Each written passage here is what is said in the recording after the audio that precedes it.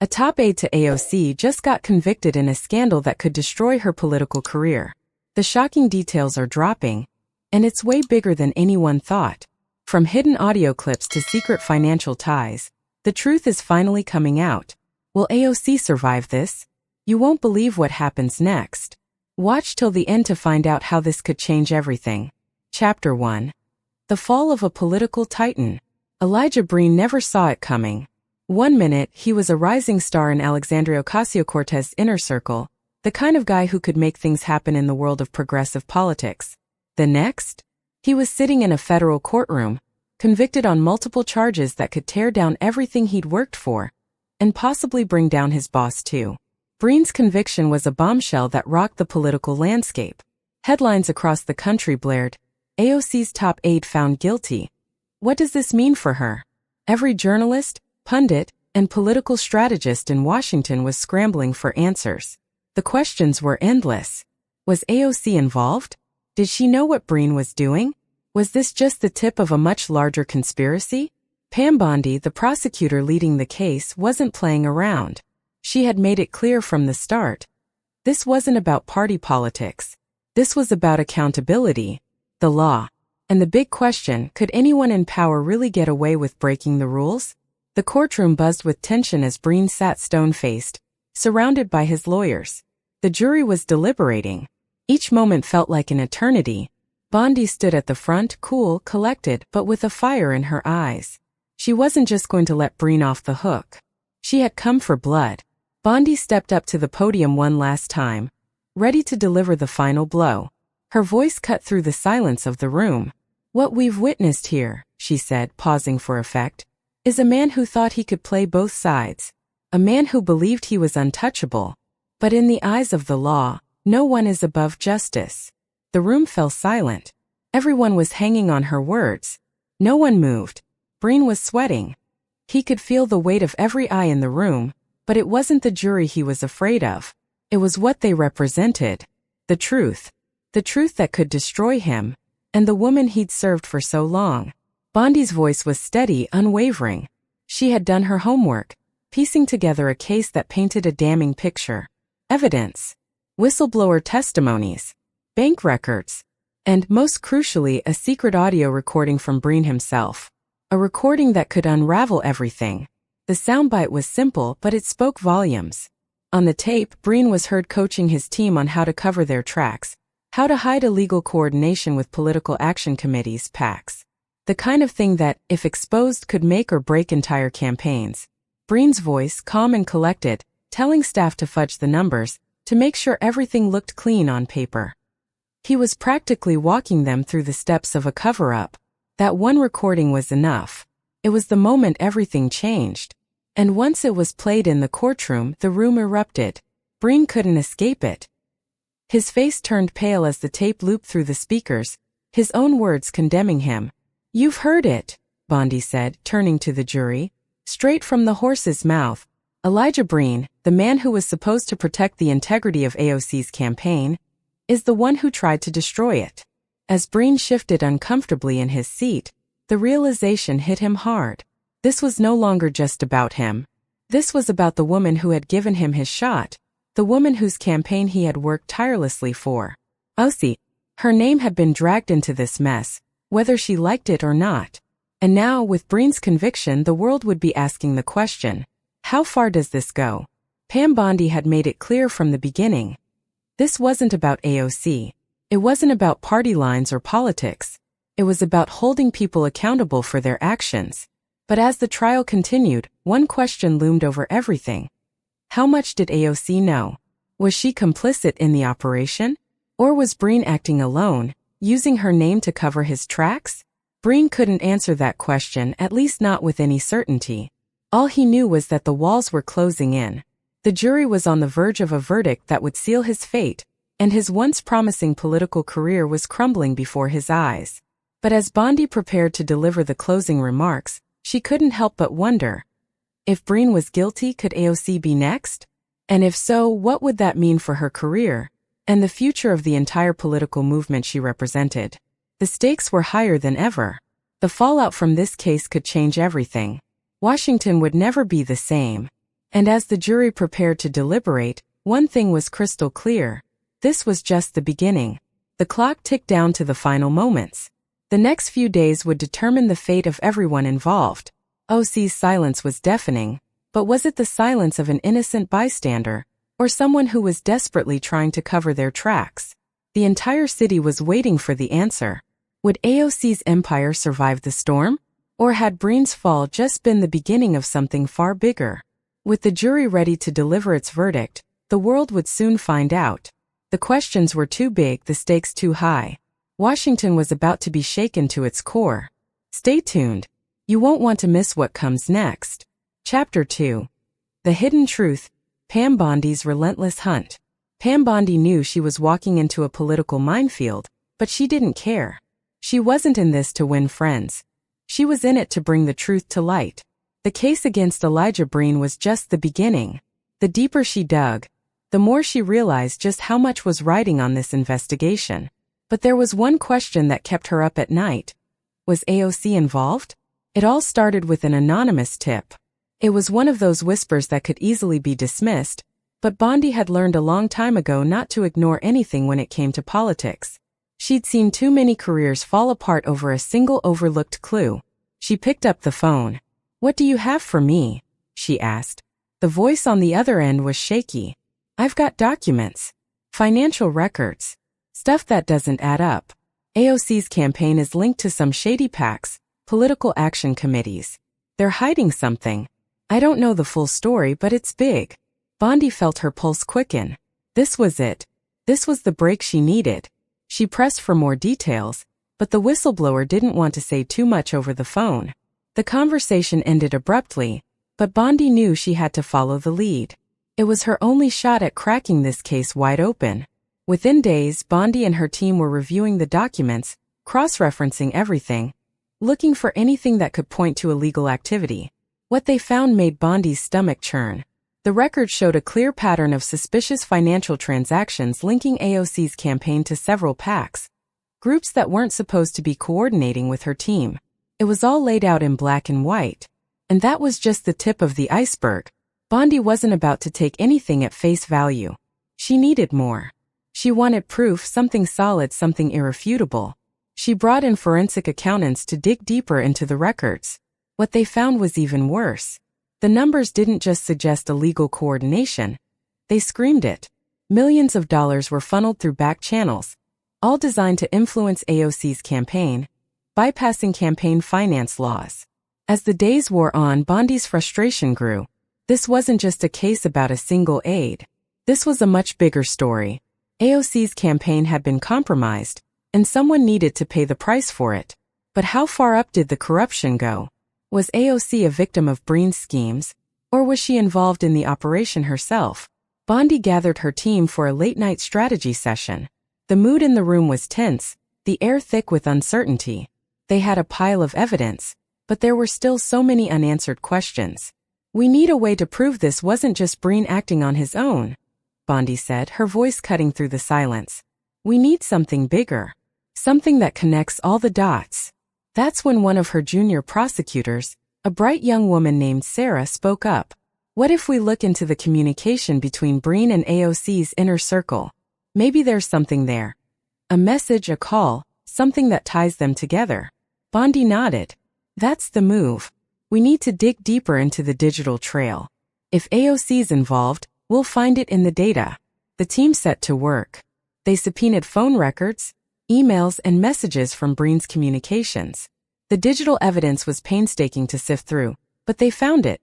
A series of emails between Breen and AOC's campaign staff, discussing PAC donations, coordinating events, and, most damning of all, strategizing how to hide it all from the public.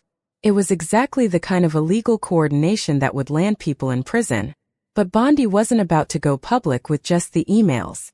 She needed to tie everything together with one final piece. And that's when it happened. A breakthrough. One of the whistleblowers, a former member of AOC's campaign team, came forward with explosive testimony. The insider had witnessed firsthand how Breen had masterminded the operation, and how AOC's team had been involved in covering it up. The whistleblower described multiple meetings where the plan was discussed in detail, how to make the illegal PAC money appear legitimate, how to mask the true intentions of the donations. It was a cover-up on a grand scale. Bondi couldn't believe it.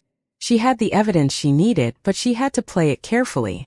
She wasn't about to rush to the press with this. No, she needed to build a bulletproof case that would stand up in court. But the weight of the truth was bearing down on her. Every piece of evidence she uncovered made it harder to ignore the fact that AOC's campaign was knee-deep in the kind of corruption that could end her political career. Days turned into weeks as Bondi worked relentlessly to piece everything together. The pressure was intense, but she couldn't afford to crack. Not when the stakes were this high. The more she worked, the clearer it became. This wasn't just about one corrupt aide. This was a scandal that could change everything. Finally, the moment came. Bondi had the full picture. The emails, the financial records, the whistleblower's testimony, it was all there. She had the evidence she needed to bring Elijah Breen to justice. But what about AOC? Could she be implicated? Was it possible that she had known all along? Bondi had no choice but to keep digging. If AOC had any part in this, it was time to find out. As the investigation continued, Bondi was faced with a gut-wrenching choice. Did she go after AOC, the rising star, the face of a new political movement? Or did she stick to the facts and hold Breen accountable for his actions, hoping that the rest would fall into place? Bondi knew one thing for sure. No one was above the law. Not even the most powerful politicians. She was going to get to the bottom of this no matter who it brought down. And with every new revelation, one thing became clear. This wasn't just a case about financial violations. It was about power, control, and the hidden networks that fueled Washington politics. As the investigation deepened, Bondi was about to uncover something that could shake the foundations of the entire political system. The truth was coming, and there was no stopping it now. Chapter 3. The silence that speaks volumes. AOC's non-response fuels the fire. OC hadn't said a word. Not one word since Elijah Breen's conviction, and that silence was doing more damage than anything she could have said. Pam Bondi knew it. The press knew it. Everyone in Washington was wondering the same thing. What was AOC hiding? The silence was deafening. It was a game of chicken and the clock was ticking. The day after Breen's guilty verdict, AOC's office released a statement, but it wasn't what anyone expected. It was short, vague, and carefully worded. "We are disappointed in the verdict," it read. "We continue to support our staff and are committed to upholding the integrity of our campaign." But there was nothing in there condemning Breen. Nothing that showed regret. No hint that AOC was even upset about what had happened. Bondi couldn't help but shake her head when she read it. This is the best she's got? OC's response wasn't just lackluster, it was downright suspicious. It didn't take a political genius to know that something didn't add up. No condemnation of Breen. No denial of involvement. It was a soft, non-committal statement that felt more like an attempt to ride the storm out than take responsibility for any of it. Bondi's phone rang as she sat in her office. "Pam, you seen the statement?" It was her lead investigator, Sarah, on the other line. "Yeah, it's weak.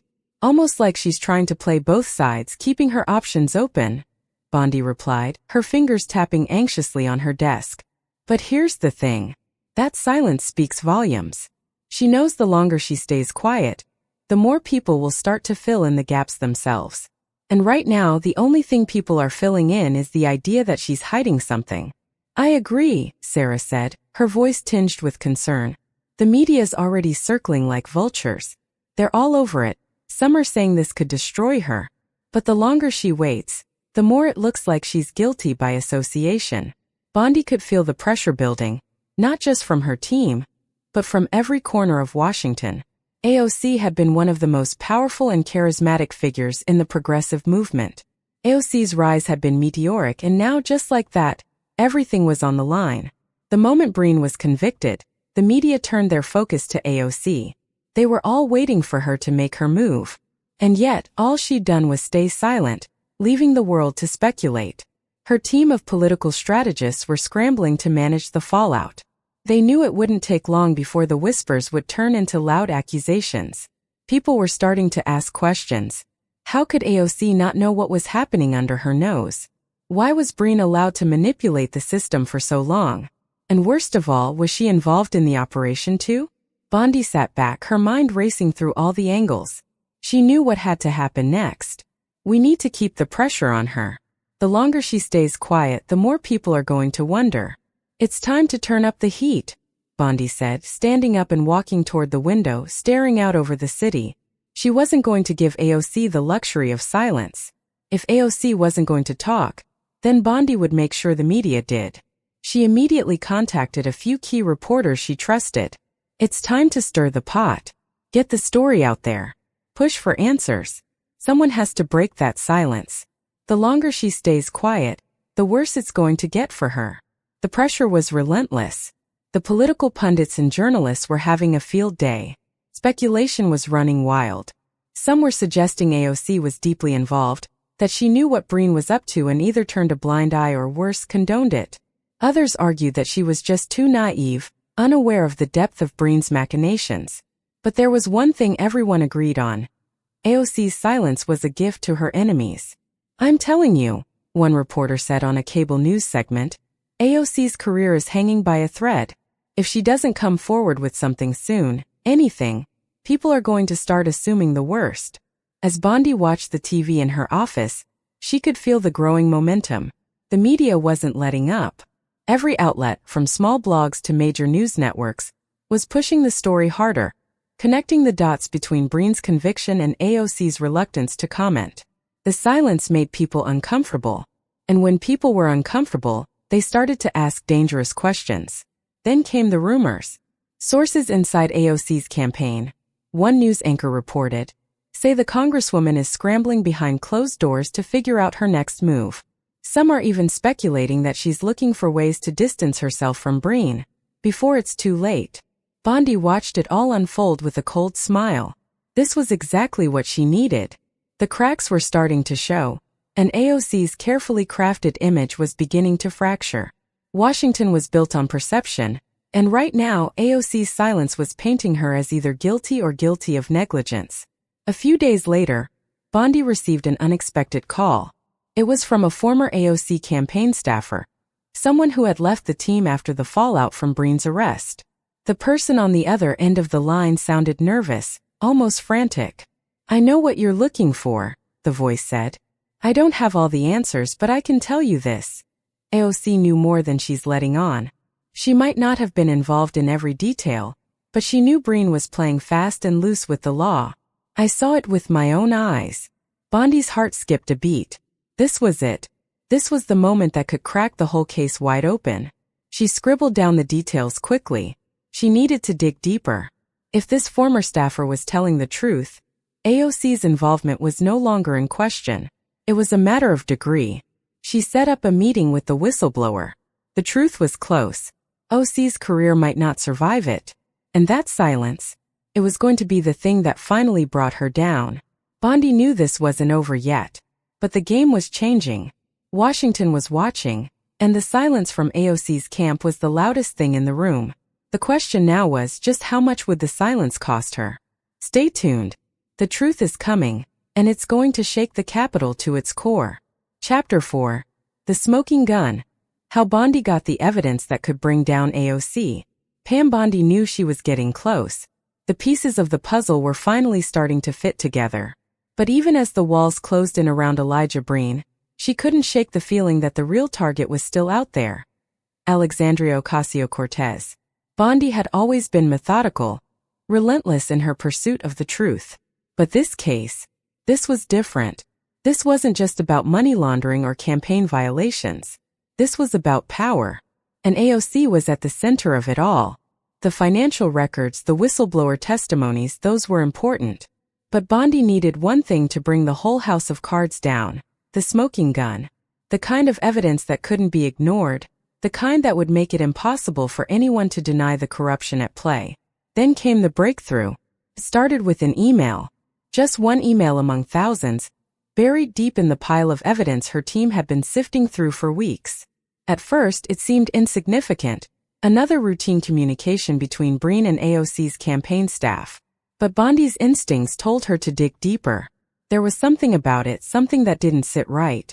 The email was a simple request. Make sure the donation from PAC X is properly laundered. We don't want any questions about where it's coming from.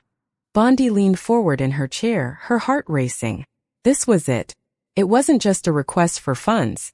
It was a clear instruction to hide illegal coordination.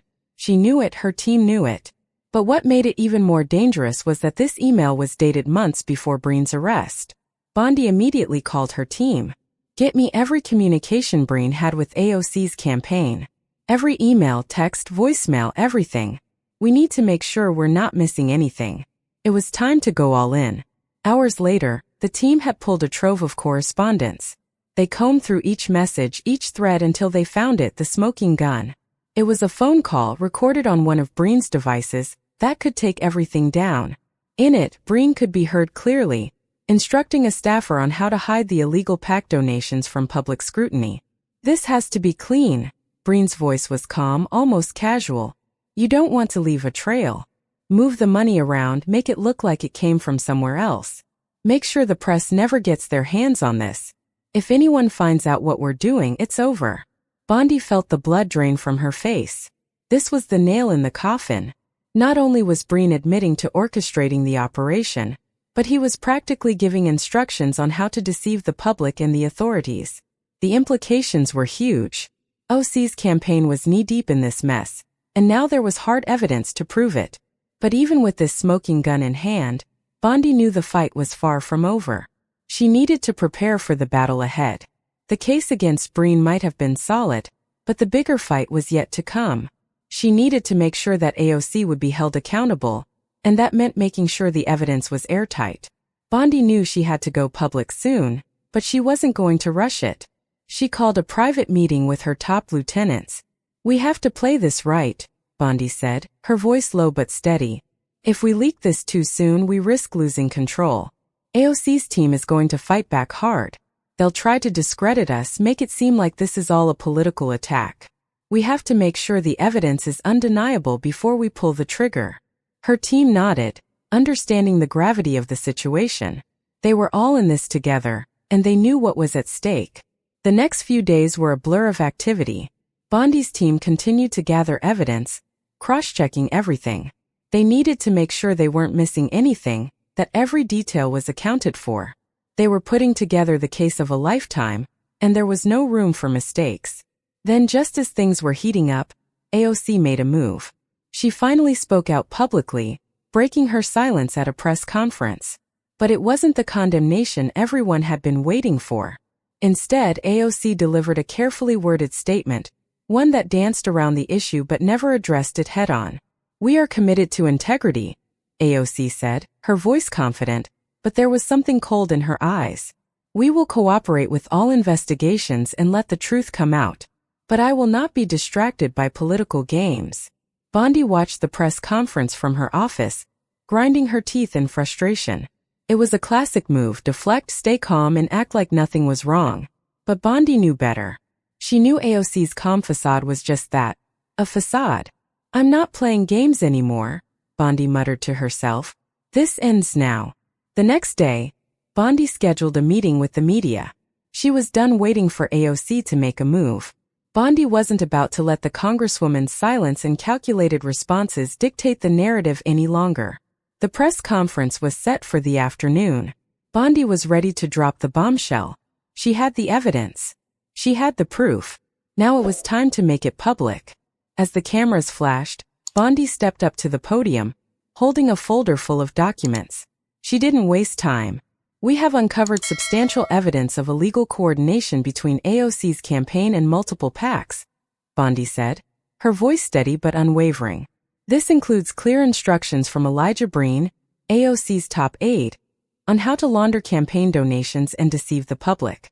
The truth is out, and it's time for accountability. The room went silent. Every reporter in the room froze, their pens hovering above their notepads. Bondi had just set off a political bomb. The question started immediately. Does AOC have any involvement in this? One reporter asked. We will let the investigation speak for itself, Bondi replied. But the evidence is clear. Breen was not acting alone. The question now is how far up the chain this corruption goes. Bondi knew the political fallout would be enormous.